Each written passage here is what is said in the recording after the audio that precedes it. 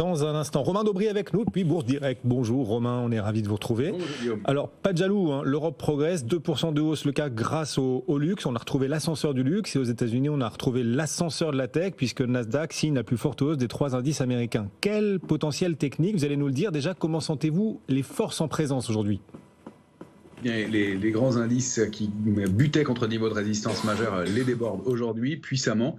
On aime bien en analyse graphique, et vous l'évoquiez précédemment, d'avoir des confirmations. L'un des éléments qu'on peut déjà constater, c'est que les volumes sont supérieurs à la moyenne, donc probablement on aura une belle séance en termes de volume aussi, ce qui vient étayer et confirmer ce mouvement.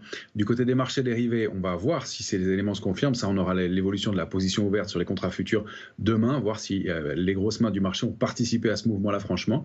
Et puis on a en termes de comportement, des mouvements qui sont assez puissants, donc ça étaye aussi. Maintenant, on aime bien confirmer le débordement de ces niveaux sur 2 ou 3 clôtures, c'est un des critères qu'on prend aussi, et puis on va voir comment les choses se confirment ou non, alors qu'on entame, la semaine prochaine, on aura des éléments très importants, puisqu'on aura les chiffres mensuels de l'emploi aux États-Unis, qui vont être au centre de l'attention de l'activité économique américaine, et on sait que ça va déclencher un peu de volatilité précédemment.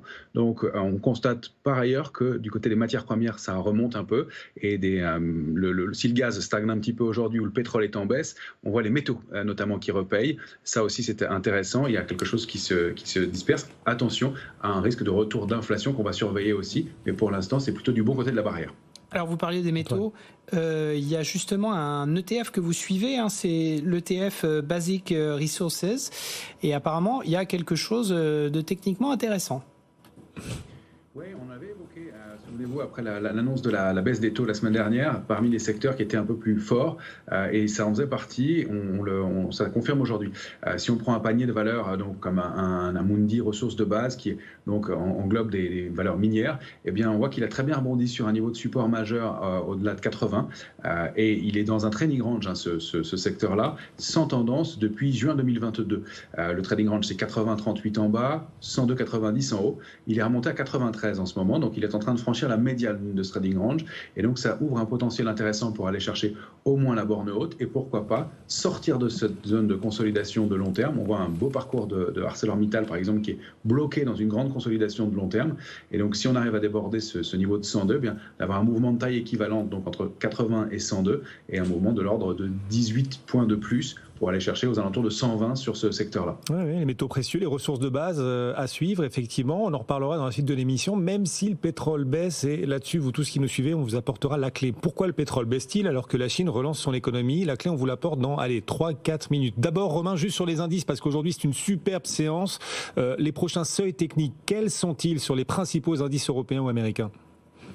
Alors, sur le CAC 40, on est en train de déborder un niveau, c'est moins flamboyant pour l'indice parisien, puisqu'on est juste recalé dans un grand trading range, 7566 en bas, 7803 en haut. C'est la zone au sein de laquelle les prix ont évolué au mois de juin après l'annonce de la dissolution. Donc pour nous, ça reste juste un niveau de neutralisation de la baisse, et donc c'est vraiment encore en devenir. Il va falloir déborder 7800 pour réactiver franchement la dynamique haussière, mais on a passé la médiane et le niveau technique qu'on visait, et donc on avait évoqué hier ensemble, c'est 7678 points. Sur l'indice S&P, c'est important, on a débordé 5733 points.